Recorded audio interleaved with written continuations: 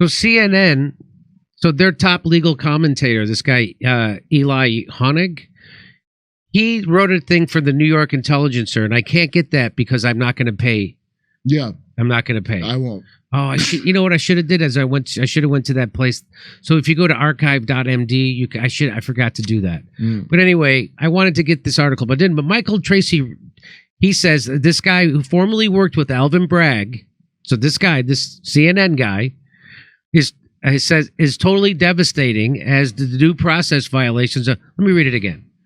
There's this article by Elon Hong, the CNN legal commentator who followed every twist and turn of the Trump trial and formerly worked with Alvin Bragg in Manhattan DA's office, is totally devastating as to the due process violations of this prosecution, particularly this stunner. And he says this, so I'll read this to you.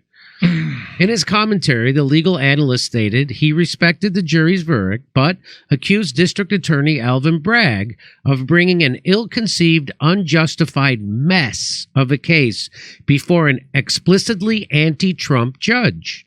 Prosecutors got their man, for now at least, but they also contorted the law in an unprecedented manner in their quest to snare the prey.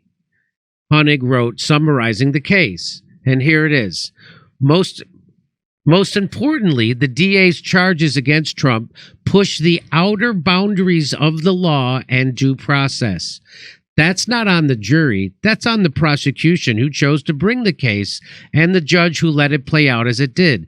The district attorney's press office and its flacks often proclaim that falsification of business records charges are commonplace and indeed the office's bread and butter. That's true only if you draw definitional lines so broad as to render them meaningless. We do. Of course, the DA charges falsification quite frequently. Virtually any fraud case involves some sort of fake documentation. But when you impose meaningful search parameters, the truth emerges. The charges against Trump are obscure and nearly entirely unprecedented. In fact, no state prosecutor in New York or Wyoming or anywhere has ever charged federal election laws as a direct or predicate state crime against anyone for anything. None ever. So that's the CNN head legal dude guy over there. Telling you some shit you already knew. Wait, you're saying this case stinks? Can you imagine? Like, again, I'm not a Trump fan. I'm not going along with Trump. I'm not going to vote for. But can you imagine being happy about this? That you guys have to stoop so low to get a political opponent off the ballot so you can deny democracy to people, because that's what this is. You're not allowing people the ability to vote for who they want to vote for. That's the goal. And you have to bend the legal system into a pretzel to do it, and you're proud of that, and you don't think that's going to happen to you someday? Well, you don't think it's going to get turned around pretty quickly because of just judging the flood of money coming into him after that? So he goes on to say, standing alone, falsification charges would have been mere misdemeanors under New York law, which pose two problems for the DA. First, nobody cares about a misdemeanor, and it would be laughable to bring the first ever charge against a former president for a trifling offense that falls within the same technical criminal classification as shoplifting a Snapple and a bag of Cheetos from a bodega. Second, the statute of limitations on a misdemeanor, which is 2 years, had already expired on Trump's conduct, which dates back to 2016 and 2017. So he's saying that if the prosecutor had a speck of dignity and still wanted to bring this case, he would have to bring it as a misdemeanor, which no one gives a shit about, which is why he didn't. He had to trump it up to felony. And also if he brought it as a misdemeanor, the statute of limitations would have already expired. So this is a complete bullshit case. This is such bullshit that this is on CNN, and that's that guy, that James Carville, that lizard person. These three lizards. Goes on, and he actually ends up arguing. So he goes on and says some bullshit. By the way, the judge in the Trump trial, donated to an anti-Trump campaign, like lock him up camp kind of a thing. What? That's not a conflict. What's this? Some of the commentary on this is just downright awful. One person talked about the $35 donation that the judge made to Democrats without telling his readers that said judge asked the supervisory court if he should proceed, and they said yes. So there's a lot of stuff to be flushed out here. Mr. Carville's right. There was an ethics committee that looked at this and said, you don't have to recuse. Now, but there's a difference between must and should. So he's saying that the judge in this case made a $35 donation to an anti-Trump campaign. And James Carville's saying, yeah, but the judge didn't matter. And the term about a judge, that guy didn't have to recuse himself. And so what the CNN legal genius guy is saying, yeah, saying that he doesn't have to or should are two totally different things. So also, let's say they said he didn't have to. That just means they're also corrupt. They're also corrupt. That's right. Snake. Right. So Is let's this that rapping lawyer? So let me. Ari Melber? No, that's not. Should. And I would pose this question to Mr. Carville or anyone along these lines. Would you be okay if in another one of the Trump cases, if the judge had donated a very small amount of money, $35, to MAGA 2020, Trump Forever, Resist Joe Biden? I don't think so. I don't think James Carville would be okay with that. And I think that's the principle here. So that's how bad it is. CNN is now telling you that the Trump prosecution is bullshit, and that partisans like Carville are full of shit, and that the judge was completely biased and should have recused himself. Can you imagine if the judge in the trial actually donated to a pro-MAGA thing? Would you be okay with that? Of course you wouldn't. You would say he'd have to recuse himself. So even CNN now is admitting that the prosecution of Trump is complete bullshit. They just destroyed. I mean, the legal system was always a big pile of shit, but the level this destroyed it. Yeah. Because just like January 6th, where they're like, they killed, these are the people that love cops. Yeah, yeah. These are people that really respect and love police. You turn them into, they're cop killers now. They're cop killers, yeah. Trumped up charges, right? And then this thing, I guess the thing is just do as much damage, Neil Oliver said it, do as much damage as you can before you're kicked out. Over to Steph. Okay, Jimmy.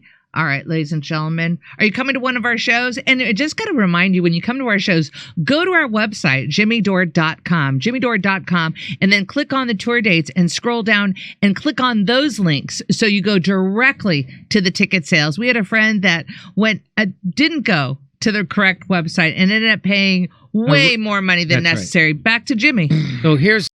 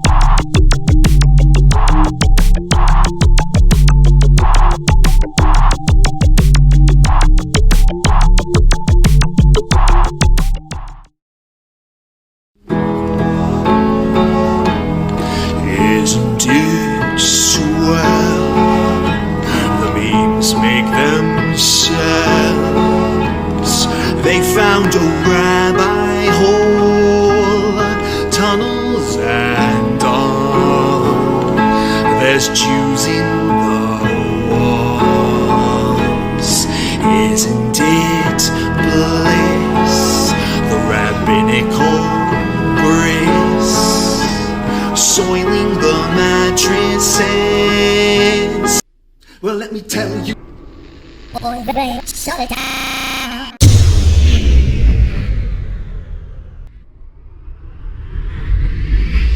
If I were Rabbi Shmuley and diddle-diddle-diddle-digga-digga-diddle-diddle-dum, all day long I'd diddle little bums. If I were a Shmuley man, I'd peddle all my dildos, dreidel dildos, selling dildos with my daughter and her mum. If I were a Jewish Shmuley man, I'd be digging with a dildo in my bum.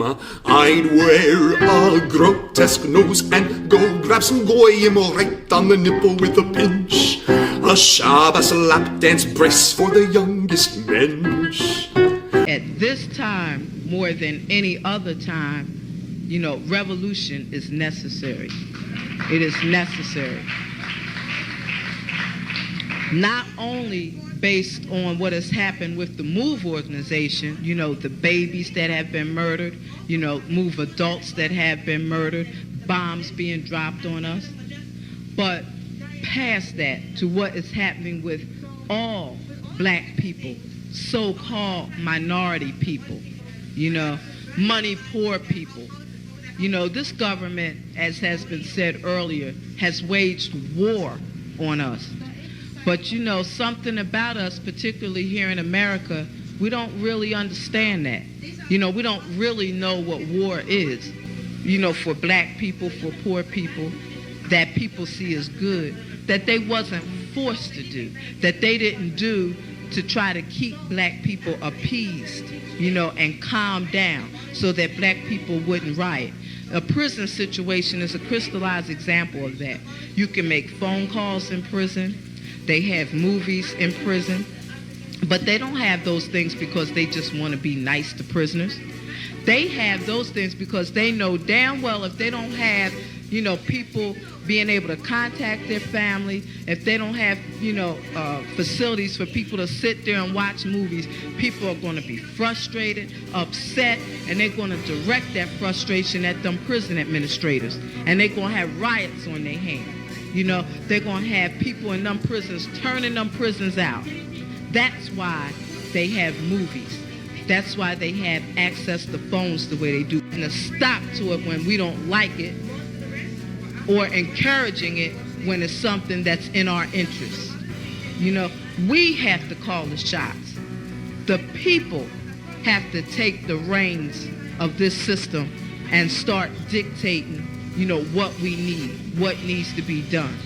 And, taking the initiative to do it ourselves. We can't rely on this system. Don't people see what's happening?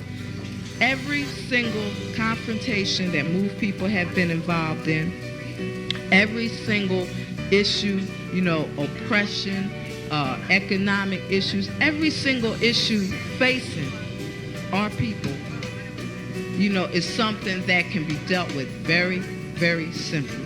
All people got to do is make their wishes known. All people have to do is stand up and say, listen, we're not accepting that. Unity is the key. Unity is the key to revolution.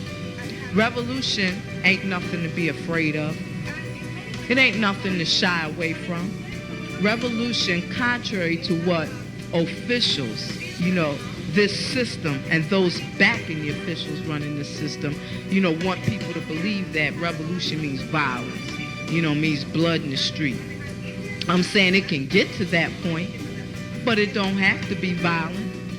When people come together and take a strong stand on an issue, this government don't have no choice but to listen. Where you think they get their authority from?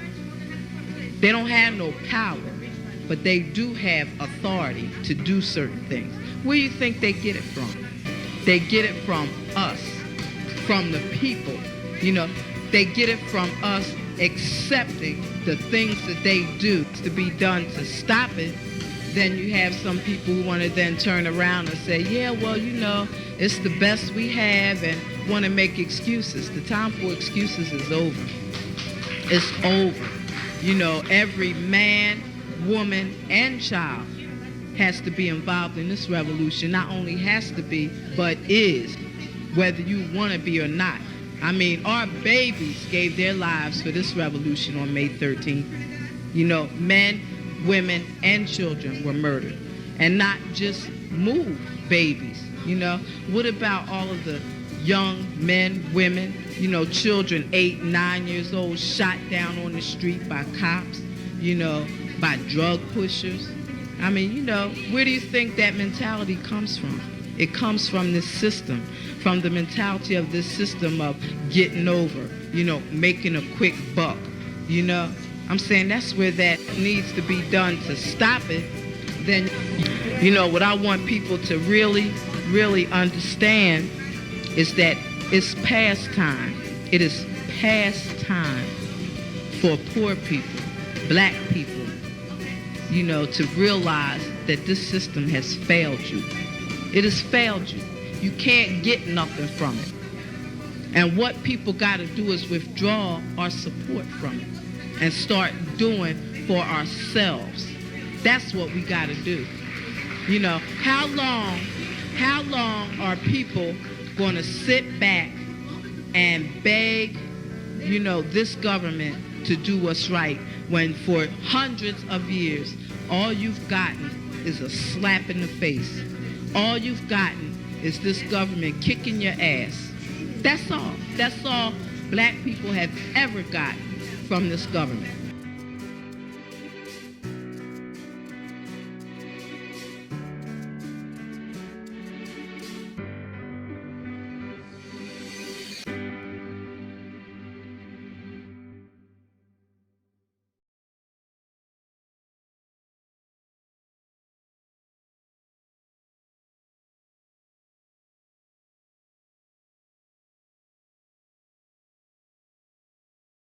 Hey, thanks for checking out our YouTube channel. Subscribe by clicking on that button down there for more AM Joy and the rest of MSNBC. And click on any of the videos right here to watch the latest interviews and highlights. And you can get more videos from MSNBC for free every day with our newsletter. Just visit